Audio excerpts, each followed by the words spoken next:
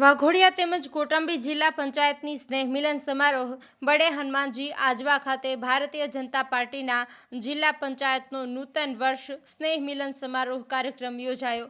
વાઘોડિયા ધારાસભ્ય ધર્મેન્દ્રસિંહ વાઘેલા તેમજ જિલ્લા પંચાયત કારોબારી અધ્યક્ષ મહામંત્રી બીજે બ્રહ્મભટ્ટ, યોગેશ અધિયારુ, રાજુ અલવા તેમજ ભારતીય જનતા પાર્ટીના હોદ્દેદારો અને કાર્યકરો હાજર રહ્યા હતા।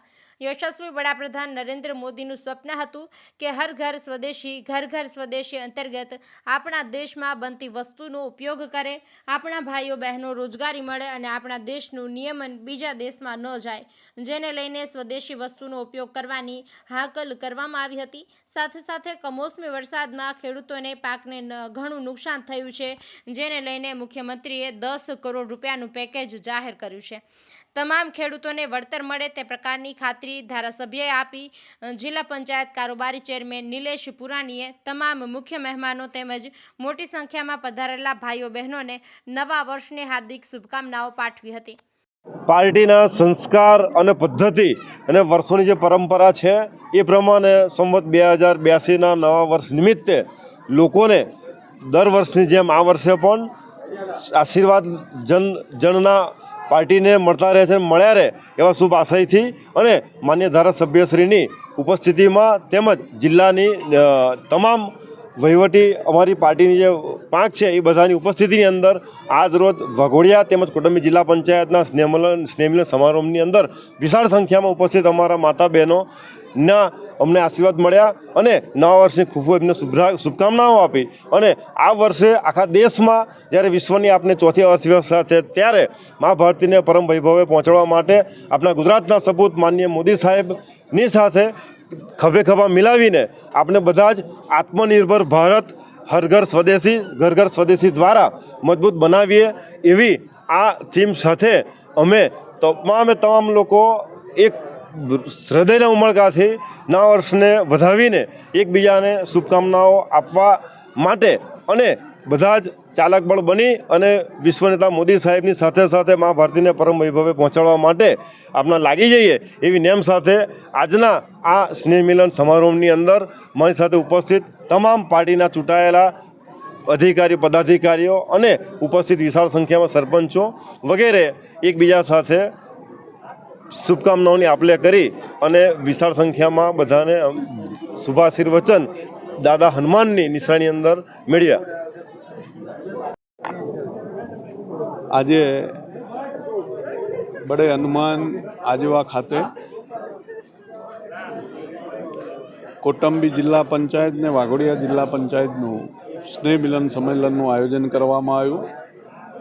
એની અંદર અમારા જિલ્લાના મહામંત્રી યોગેશભાઈ અધિયારુ, બ્રહ્મભટ્ટજી, બક્ષીપંચ મોરચાના મહામંત્રી ભાઈ શ્રી રોહિતભાઈ, જિલ્લાના તમામ સંગઠનના લોકો, વાઘોડિયા તાલુકાના પ્રમુખ જય જોશી, મહામંત્રી વિરેન્દ્રસિંહ, મહામંત્રી ભાઈ શ્રી જયમીનભાઈ, તાલુકા પંચાયતના પ્રમુખ ભાઈ શ્રી યોગેશભાઈ, આજુબાજુથી સૌ પધારેલ સરપંચશ્રીઓ, તાલુકા પંચાયતના સભ્યશ્રીઓ અને ખૂબ મોટી સંખ્યામાં પધારેલ ભારતીય જનતા પાર્ટીના સૌ કાર્યકર્તાઓ આજે અહીંયા ઉપસ્થિત રહ્યા। ભારતીય જનતા પાર્ટીની પ્રણાલી પ્રમાણે દર વર્ષે દિવાળીમાં સ્નેહ મિલનનું આયોજન કરવામાં આવતું હોય છે। એની અંદર આ બે જિલ્લા પંચાયતનું આજે આજવા ખાતે સ્નેહ મિલન સંમેલનનું આયોજન કરવામાં આવ્યું। એની અંદર ખૂબ મોટી સંખ્યામાં આજુબાજુના ગામના સરપંચશ્રીઓ, પંચાયત બોડીના સભ્યશ્રીઓ અને ખૂબ મોટી સંખ્યામાં બહેનો ઉપસ્થિત રહીને આજે સૌએ સ્નેહ મિલનની અંદર ભાગ લીધો અને ધારાસભ્ય તરીકે મેં સૌને નવા વર્ષની હાર્દિક શુભકામનાઓ પાઠવી। સાથે સાથે વડાપ્રધાનનું જે સપનું છે ઘર ઘર સ્વદેશી હર ઘર સ્વદેશી, એના અંતર્ગત સૌ લોકો આપણા દેશમાં બનતી વસ્તુઓનો ઉપયોગ કરે, જેથી કરીને આપણા ત્યાં આપણા ભાઈઓ બહેનોને રોજગારી પણ મળે અને આપણા દેશનું નિયમન બીજા દેશની અંદર ના જાય એ માટેનો જે આપણા દેશના વડાપ્રધાનની હાકલ છે એની અંદર અમારી વાઘોડિયા વિધાનસભા પણ બાકાત ના રહી જાય એની પણ આજે ચર્ચા કરવામાં આવી. સાથે સાથે અમારા ખેડૂત મિત્રોને ખૂબ મોટી નુકસાની વાઘોડિયા તાલુકાની અંદર થઈ હોય ત્યારે એની રજૂઆત માનનીય મુખ્યમંત્રીશ્રીને મેં કરી હતી. એના અનુસંધાનમાં 10,000 કરોડનું પેકેજ ગુજરાતના મૃદુ અને મક્કમ મુખ્યમંત્રીશ્રીએ આજે જાહેરાત કરી છે.